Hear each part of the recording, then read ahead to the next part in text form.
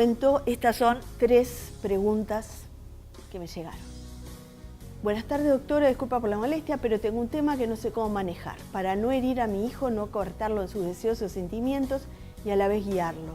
Él tiene 6 años y en estos últimos tiempos ha tenido unos encuentros de tipo afectivo, pero con amigos varones. Se quieren y se han dado a escondidas besitos y se acarician, aunque dicen ser masajes. Yo no sé cómo, sin herir sus sentimientos, pero dándole una guía, más allá de lo que en un futuro él tome como lección de vida en cuanto a lo sexual, cómo hablarlo. Otra, tenemos una niña de 3 años y nos interesa saber cómo abordar el tema de la sexualidad sin explicar más de lo que corresponde a su edad. Otra, cómo puedo enseñarle a cuidarse del abuso sexual sin traumarlo. Y otras que llegaron ayer y que ya no incluí, que abordan el tema de la sexualidad. Un tema recontra importante y que probablemente el año que viene le dediquemos todo un encuentro porque vale realmente la pena hablarlo. Porque hemos creído, en cuanto a cultura en sexualidad, en pocas décadas la cosa ha cambiado de manera muy significativa, ¿verdad? Y hemos ganado muchísimo en la libertad de hablar, de expresar y de todo. Y eso nos ha hecho creer equivocadamente que implicaba que la educación sexual dejaba de ser un problema, porque ahora, como todos podemos hablar de todo, ya no es un problema. Yo cuando empecé a trabajar me acuerdo que de todos lados me pedían que hablara de educación sexual y ya después nadie pide que uno hable de educación sexual hasta ahora, que han vuelto a empezar. Por eso, porque parecía, si ahora todo el mundo habla y los padres hablan con los chiquilines y no hay problema. No es tan así. Y hay otra discusión que se ha dado muchas veces de si se da educación sexual en la escuela o no y quién la tiene que dar y bla, bla, bla. Siempre se está dando educación sexual. Aun cuando en las escuelas no se mencione la educación sexual, eso es una manera de estar dando educación sexual, ¿verdad? Porque el silencio también es un poderoso mensaje. Aún los padres que no hablen de sexualidad con sus hijos también están enseñando, dando información sobre la sexualidad. Cuando los manipulan, cuando les dicen cosas, cuando les enseñan las partes del cuerpo, cuando le dicen ojito, nariz, mano, y de ahí saltan a las rodillas, por ejemplo. Eso es también educación sexual. Cuando ven a sus padres relacionándose, eso también es información sobre la sexualidad. Cuando les entregamos muñecos mutilados que no tienen órganos sexuales, salvo tetas, también es una información importante. La otra vez leí que cuando se fabricaba la Barbie en China, resulta que hacían la Barbie, ¿no? Pechugona, y empezaron a hacer a Ken. Y a Ken inicialmente le habían hecho un bultito abajo del pantalón, que resultaba bastante atractivo y combinaba con el estilo de la Barbie. Pero el fabricante vio que si se ahorraban ese gramo de plástico en Ken, en los millones que ahorraban no sé qué cantidad de plata, entonces se la cortaron a Ken. Después creo que se la volvieron a poner. Pero es muy frecuente que le demos a los niños para jugar muñecos asexuados, ¿verdad? Y eso también es información, eso también es un mensaje poderoso. Y aquí que la biología nos va obligando, y por más que de repente aguantemos un tiempo tirando la pelota para afuera, llega la pubertad y ahí es que todos nos asustamos. Y aquí que la educación sexual no puede empezar en la pubertad. De hecho, empieza desde el primer momento en que nacen, empieza desde el instante en que sabemos si va a ser nena o varón, y los educadores sexuales primarios son los padres.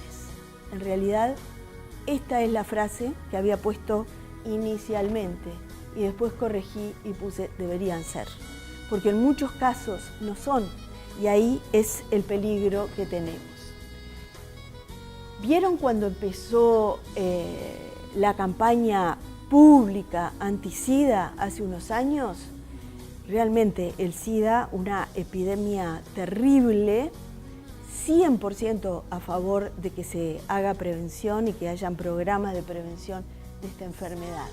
Pero también reconocer que para quien tiene hijos chicos hay propaganda para el SIDA que nos ha obligado a tener que contestar preguntas que no son tan fáciles de contestar con los niños chicos, ¿verdad? Cuando apareció esta de las patitas, estaba, me acuerdo, en las partes de atrás de los ómnibus. Yo un día iba en el auto atrás, lo vi y dije, gracias a Dios que ya no tengo hijos chicos, porque es bravo explicar eso a un niño chico, ¿verdad? O propagandas donde promueven bárbaro el condón, pero una niña con uniforme de escuela. Todo eso son mensajes, todo eso es información. Y se dan situaciones especiales. Por ejemplo, el nene que dice, hoy encontré un condón en el patio. Y la nena le pregunta, ¿y qué es un patio? Porque sabe más de condones que de patios. ¿Qué otros educadores sexuales tenemos? Los medios. Los medios. No voy a gastar saliva en hablar de la bastardización de la sexualidad que, a lo que somete la televisión y todos sus derivados a lo que es la sexualidad. Pero tenemos esta nueva gran fuente de información que es Internet, con acceso a absolutamente todo, absolutamente todo. Todo lo que antes daba un trabajo horrible, robarle al hermano mayor o al primo una revista que había que esconder y mirar, o los varones que miraban la propaganda de sutién y decían, wow, eso era lo máximo. Hoy los gurises tienen acceso a todo. Hace poco un paciente mío, que le gustan mucho los animales, era una nena, puso para ver fotos de gatitas. Puso gatitas, si no quieran saber lo que apareció en Internet. Llegó a la consulta así, con los pelos parados. Entonces, esta frase que siempre la uso porque realmente creo que es así y me parece tan peligroso. Quien les cuenta la historia define la cultura. Y en sexualidad no podemos permitir que la historia la cuente otro.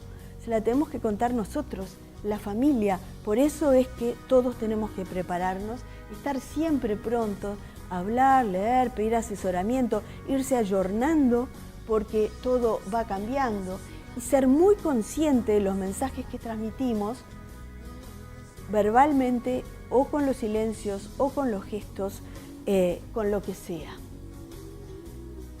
El momento es ahora, ¿verdad? Y cuando digo ahora es hoy. Así tenga 2 años, 6 o 12. Si no lo han hecho antes, hay que empezar ahora, pero cuanto antes mejor.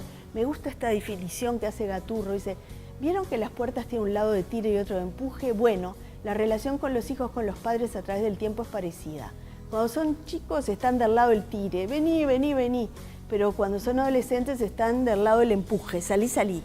Mejor aprovechar el momento de vení, vení, para explicarles, hablar, darles la información que necesitan.